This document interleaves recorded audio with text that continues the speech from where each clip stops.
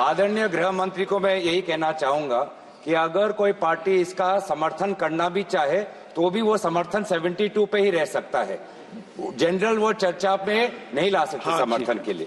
मैं सर ये दो जो कानून है, constitutional amendment 129 constitutional amendment act और the bill to further amend government of union territories act 63, national capital territories 91, Jammu Kashmir reorganisation act 2019, ये दोनों कानून संविधान और नागरिकों के वोट देने के जो उनकी संवैधानिक अधिकार है उस पर आक्रमण है और इसका हम पुरजोर विरोध करते हैं। विरोध का आधार ये है कि इस सबसे पहले 82(5) में चुनाव आयोग को जो यहाँ पे ताकत दी गई है कि चुनाव आयोग आज राष्ट्रपति को अपना एक निर्णय दे सकते हैं कि कब निर्वाचन हो सकता है।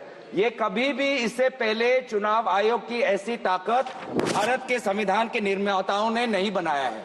चुनाव आयोग की क्या सीमाएं हैं वो आर्टिकल 324 में है, जहां पर इलेक्शन कमीशन को बस कैसे सुपरवाइज करना चाहिए, कंट्रोल करना चाहिए, इलेक्शन रोल कैसे बनाना चाहिए, वहीं तक ही चुनाव आयोग की क्षमताओं का सीमा बनाया है।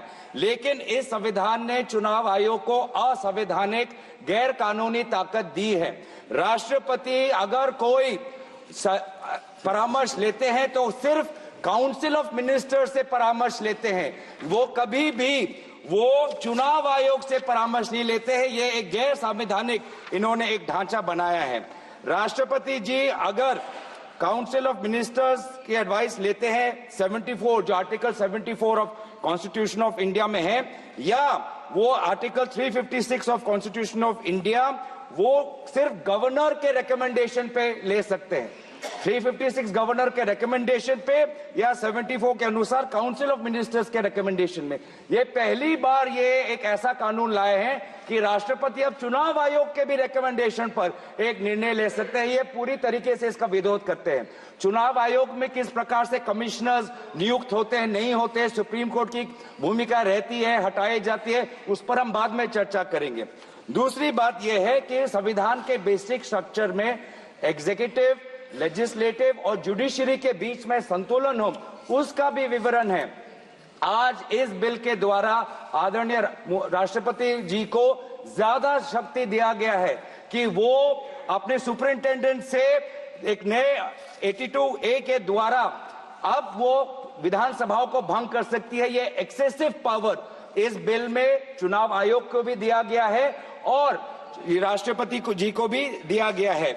और यहाँ पे जो मुद्दा उठाया है कि चुनाव आयोग का ये जो खर्च है कम करना चाहते हैं, चुनाव आयोग के खुद उन्होंने कबूल किया है कि 2014 की चुनाव आयोग में कितना पैसा खर्च हुआ, लगभग 3700 करोड़।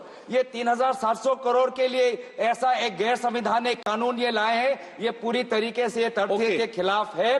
हम दोबारा कहना चाहते हैं कि संविधान और एक नागरिक जो आर्टिकल 14 जो उसको वोट देने का अधिकार देते हैं, वो जब वोट देता है तो हमारे संविधान में लिखा है कि जो 5 ईयर टर्म है, आर्टिकल 83(2) में हाउस ऑफ पीपल को और आर्टिकल 172(1) में जो 5 ईयर टर्म है उसके साथ खिलवाड़ नहीं कर सकते।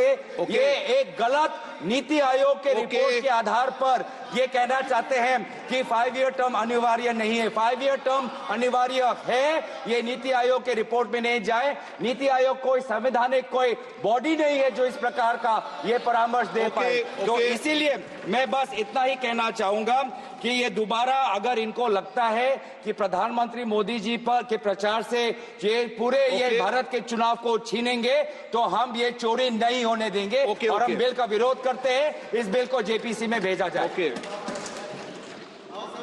माननीय सदस्यगण ने 1 मिनट प्लीज, 1 मिनट।